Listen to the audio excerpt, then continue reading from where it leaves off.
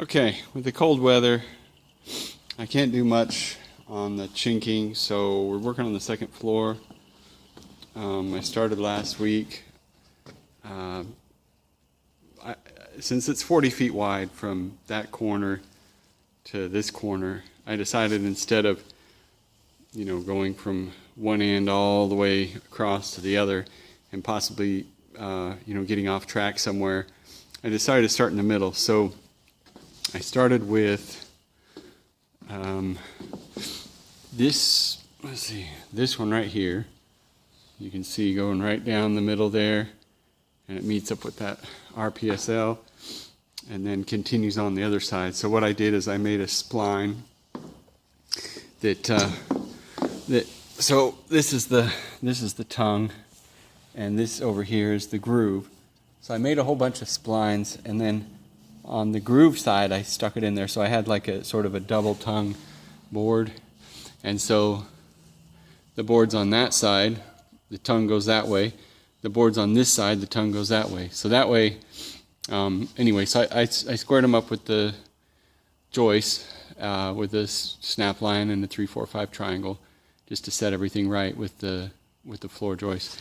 And then I started laying that side just to give me enough for somewhere to walk. Couldn't afford all the boards at the same time, so I bought half of them. I'll buy the other half when maybe my tax return will come in. I don't know. We're trying to do this debt-free. So, but anyway, tonight I'm working on this side. So one of the issues was when we decided to lay these floor joists.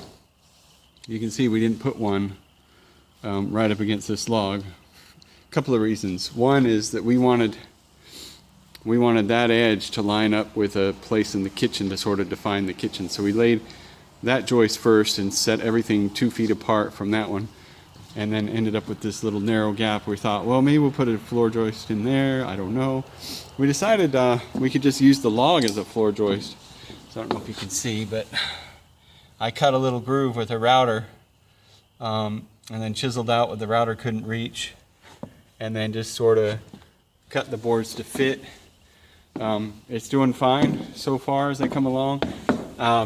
One of the problems I'm running into is since I can't chink, I'm kind of gonna have to just guess. Hopefully that'll turn out okay when we go to put the nails in for the chinking, but so far so good.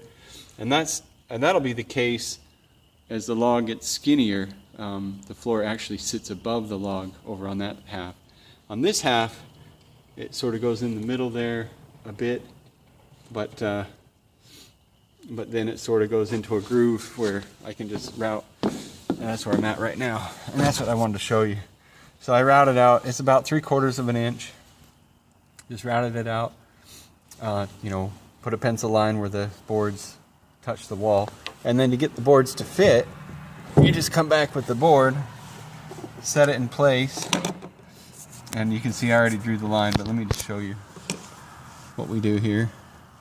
You use this compass to just sort of get along the edge there where that goes.